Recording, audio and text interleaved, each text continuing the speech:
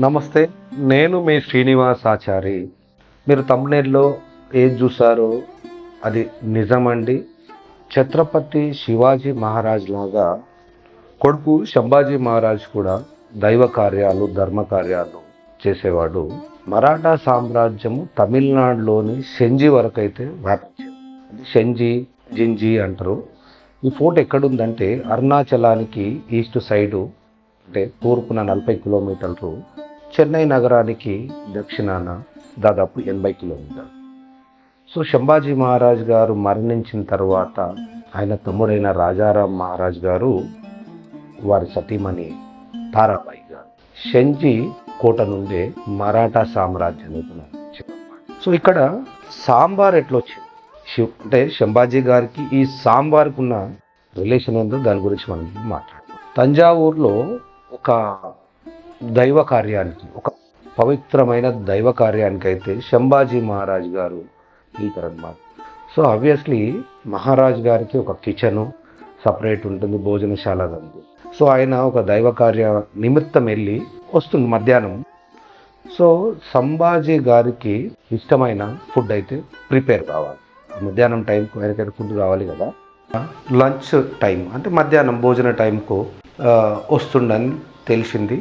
అయితే సంభాజీ మహారాజ్ గారు అమ్తీ దాల్ అనే ఒక మహారాష్ట్ర వంటకము ఆయన చాలా ఇష్టంగా తింటాడనమాట. సో ఒక రకమైన అది ఒక కర్రీ అన్నమాట, కూర, పప్పు. అది ఈ అమ్తీ దాల్లో సతారా, రత్నగిరి, కొంకన్ ప్రాంతంలో కోకన్ అనే ఒక ఫ్రూట్ దొరుకుతుంది. అది కొంచెం పులుపుగా, దాంతో వంటకాలలో వేస్తారు, జ్యూసులు తయారు చేసుకుంటారు, చాలా విరివిగా వాడతారు అనమాట. ఈ కోకం అనే దాంతో, ఈ పంటతోని ఈ అమ్తీ దాల్ అనేది తయారు చేస్తారు. సో ఆయన చాలా ఇష్టంగా తింటారు అనమాట ఈ అమ్తీ దాల్. సో రాజుగారు వస్తున్నారని వేగులైతే సందేశం పంపారు, ఒక గంటలో రాజుగారు వస్తున్నారని.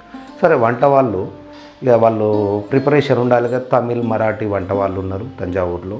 సో వాళ్ళు అమ్తీ దాల్, రైస్ అవన్నీ సో అన్నం వండడానికి అయితే రెడీ అయిపోయారు. వేడిది మహారాజు గారు వచ్చిన తర్వాత వడ్డిద్దామని.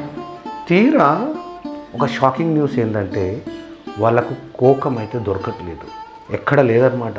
సో వాళ్ళు భయభ్రాంతులకు గురైపోయారు.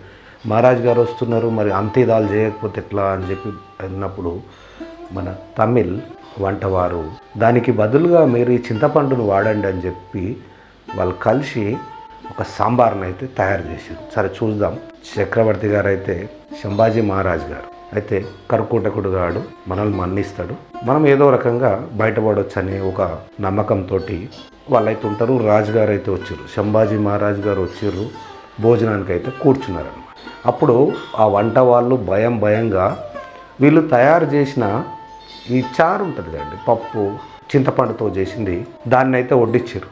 ఆయన ఒక్క ముద్ద నోట్లో పెట్టుకొని ఒకేసారి వాళ్ళని చూస్తే వీళ్ళు భయపడతారు. కానీ ఆయన అన్నాడు, బలా సూపర్ అన్నాడు అనమాట. అని ఆయన ఆ రోజు కడుపు నిండా తిన్నాడనమాట. అప్పుడు అక్కడున్న మహారాష్ట్రకు చెందిన ఏమన్నారంటే సంభాజీ చే ఆహార్, అంటే సంభాజీకి ఇష్టమైన ఆహార్. అదే పేరు కాలక్రమేణా రాను సంభాజీ చే ఆహార్ సాంబార్గా మారిపోయిందనమాట. సో దక్షిణ భారతదేశంలో అతి ప్రీతిపాత్రమైందనమాట. అందరూ ఇష్టపడి తిండేది, ప్రతి ఇంట్లో ఉండేది ఈ సాంబార్ అనమాట. సో ఇది సంభాజీ మహారాజ్ గారికి తయారు చేసి ఆయన మెప్పు పొందిన వంటకమే ఈ సాంబారు. ఈరోజు ప్రపంచంలో చాలా హోటళ్ళల్లో దొరుకుతుంది. మన తమిళ్ సోదరులు కానీ తెలుగు సోదరులు ఉండే హోటళ్ళల్లో సాంబార్ అనేది మస్ట్ అండ్ షుడ్. సో ఇదండి సాంబారు చరిత్ర, సాంబారు ఎలా పుట్టిందనే చరిత్ర అన్నమాట. ఇంకా చాలా చారిత్రాత్మకమైన ప్రదేశాలు కానీ చారిత్రాత్మకమైన విషయాలతో మళ్ళీ మీ ముందుకు వస్తాను. అంతవరకు సెలవు, మీ శ్రీనివాస్ ఆచార్య.